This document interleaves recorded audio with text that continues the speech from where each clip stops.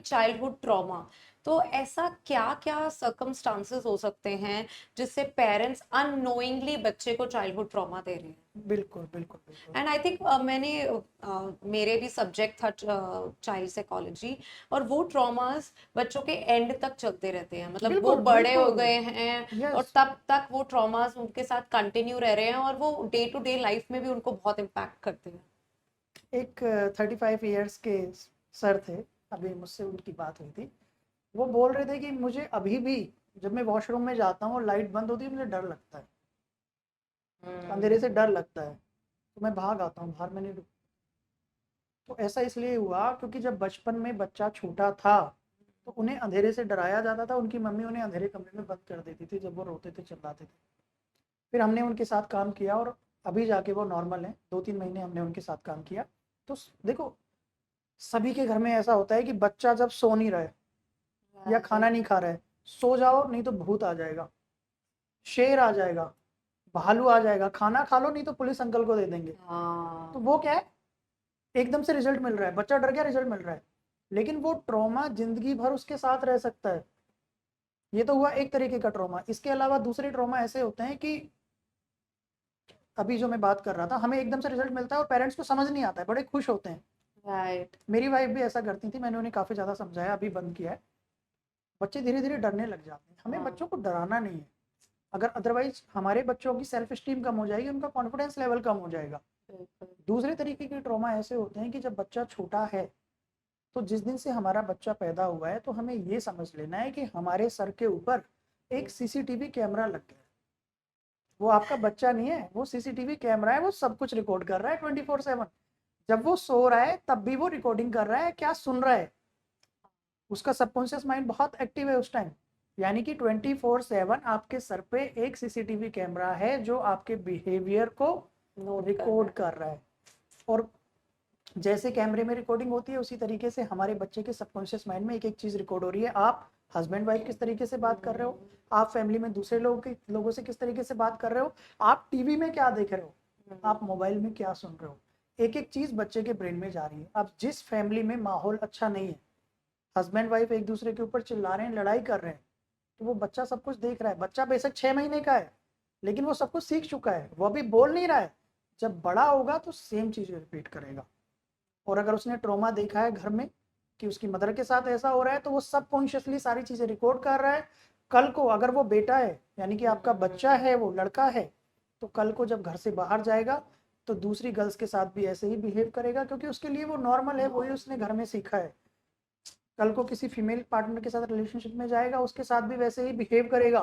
कल को शादी होगी, उसके साथ भी वैसे ही बिहेव करेगा। एंड ट्रस्ट में, 25-30 साल बाद जब हमारे बच्चों की शादी होगी, उस टाइम कोई भी इंसान, चाहे वो लड़का हो या लड़की हो, ऐसे पार्टनर के साथ रहना पसंद नहीं नहीं करेगा जो करेगा। उसकी रिस्पेक्ट ना करता हो, जो एब्सोल्युटली। उसको ना सुनता हो। तो आज का आपका बिहेवियर, बच्चा आपका 6 महीने का 1 साल का है, आपको 25 साल बाद आपके बच्चे को अकेला रख सकता है, क्योंकि वो सारी प्रोग्रामिंग उसकी हो चुकी है। अभी वो जो ट्रॉमा आप उसे दे रहे हो वो दिख नहीं रहा है, लेकिन वो 25 साल बाद दिखाएगा, किसके साथ, अपने पार्टनर के साथ। सेम चीज़ होती है अगर आपकी बेटी है, गर्ल चाइल्ड है, उसके साथ। अगर मम्मी एग्रेसिव है, अपने हस्बैंड की रेस्पेक्ट नहीं करती है, तो सेम चीज़ नॉर्मल हो जाएगी उसके लिए जब वो बड़ी होगी, क्योंकि वो ही उसने सीखा है घर में। इसलिए सबसे ज़रूरी है कि आप एक दूसरे की रेस्पेक्ट करो, बच्चे की रेस्पेक्ट करो। बच्चे की रेस्पेक्ट करना बहुत ज़्यादा ज़रूरी है। वो भी लोगों एक को, इंडिविजुअल है। हाँ, लोगों को लगता है छोटा है, इसकी क्यों रिस्पेक्ट करें, फ्रस्ट्रेशन निकाल देते हैं इसके ऊपर। बिल्कुल। मैक्सिमम लोग यही करते हैं, किसी का गुस्सा, घर में रिश्तेदार आ गए, उनके लिए खाना बनाना पड़ रहा है, उसका गुस्सा बच्चों पे बच्चे पे निकाल दिया। Yes, right. हस्बैंड ने प्रॉमिस किया था वीकेंड पे मूवी जाएंगे, लेकिन वो किसी और काम में बिजी हो गए, बाहर नहीं लेके जा रहे हैं, उसका गुस्सा बच्चे पे निकाल दिया। हमें तो लगता है कि सबका गुस्सा मतलब या फिर तो मतलब बच्चे पे निकलता है या फिर बिल्कुल, हमारे से वो नीचों पे। गलत है। बच्चे की भी रेस्पेक्ट करो, यस। बच्चे के सामने दूसरे लोगों की भी रेस्पेक्ट करो, तभी बच्चा बड़ा होके आपकी रेस्पेक्ट कर पाएगा। अब आप खुद सोचो, बच्चे के सामने हस्बैंड वाइफ की रेस्पेक्ट नहीं कर रहे हैं, वाइफ हस्बैंड की रेस्पेक्ट नहीं कर रहे हैं, अब बच्चा बड़ा होके कैसे आपकी रेस्पेक्ट करेगा। रेस्पेक्ट दो तरीके की होती है। एक होती है कि आप डरा के धमका के बच्चे से रेस्पेक्ट करो, बच्चा करेगा, लेकिन वो तब तक करेगा जब तक आपके साइज का नहीं हो सकता। जैसे ही आपके साइज का हुआ, वो आपकी रेस्पेक्ट करना बंद कर देगा। दूसरी रेस्पेक्ट होती है जब आप बच्चे को रेस्पेक्ट देते हो तो बच्चा दिल से आपकी रेस्पेक्ट करता है और फिर वो पूरी लाइफ आपकी रेस्पेक्ट करेगा, हमेशा प्यार से आपसे जुड़ा रहेगा। आजकल मैंने बहुत सारे केसेस ऐसे देखे हैं कि बूढ़े माता पिता को लोग अकेला छोड़ के चले जाते हैं, उनके 6 बच्चे हैं, 5 बच्चे हैं, हाँ, फिर भी उन्हें अकेले रहना पड़ रहा है। क्यों? लोगों को लगता है कि हमने तो बहुत ज़्यादा पेरेंटिंग में मार खाई है। हमें दूसरी चीज़ों को भी देखना पड़ेगा कि आजकल कितने नंबर ऐसे बढ़ गए हैं कि जहाँ पे पेरेंट्स को अकेले रहना पड़ रहा है। उसका रीज़न किसी ने पता करने की कोशिश की है? अटैचमेंट नहीं है, कनेक्शन नहीं है, बॉन्डिंग नहीं है। एग्री। तो बॉन्डिंग क्यों नहीं है? मदर की तो हमेशा रहती है बच्चों के साथ, लेकिन बच्चों की मदर के साथ क्यों नहीं है? क्योंकि बचपन में वो कनेक्शन नहीं बन पाया। और जब एक बार कनेक्शन बन जाता है, आप अपने बच्चों की रेस्पेक्ट करते हो, तो बच्चे भी लास्ट मोमेंट तक आपकी रेस्पेक्ट करते हैं, आपसे कनेक्टेड रहते हैं और हमेशा आपसे प्यार से जुड़े रहते हैं। राइट। वैसे मैं एक आपको अपना भी एक इंसिडेंट सुनाना चाहूंगी।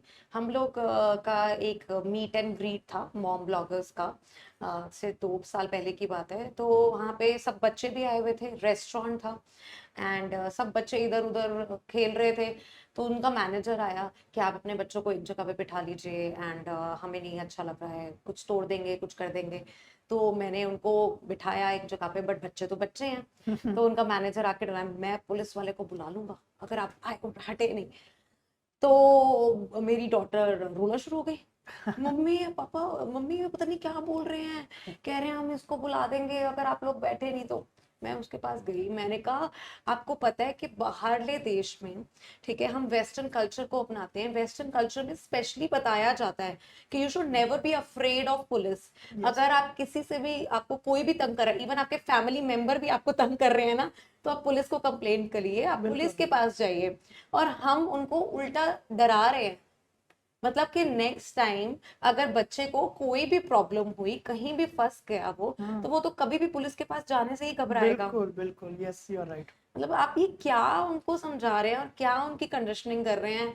एंड जो मैंने उनको बोला तो they were like sorry sorry, but आप देखिए, आप हमारे बच्चे हो, मतलब दे वर नॉट यहाँ एबल से टू एक्सेप्ट इट। यहाँ से एक पॉइंट और निकलता है कि बेसिक चाइल्ड साइकोलॉजी ये बोलता है कि बच्चे 6-7 साल की एज तक ज़्यादा देर तक एक जगह नहीं बैठ सकते। नहीं बैठ सकते, राइट। तो हमें उन्हें बिठाना क्यों है? उनको खेलने दो। आप मुझसे बहुत सारे पेरेंट्स बोलते हैं कि सर मेरा बच्चा बड़ा शैतान है, उसको कहीं ले जाओ, बैठता ही नहीं है शांति से। क्या बच्चा है, वो बैठेगा ही क्यों?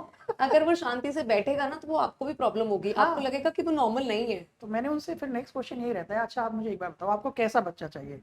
जो हमेशा एक जगह बैठा रहे या फिर जो मस्ती करता रहे? राइट।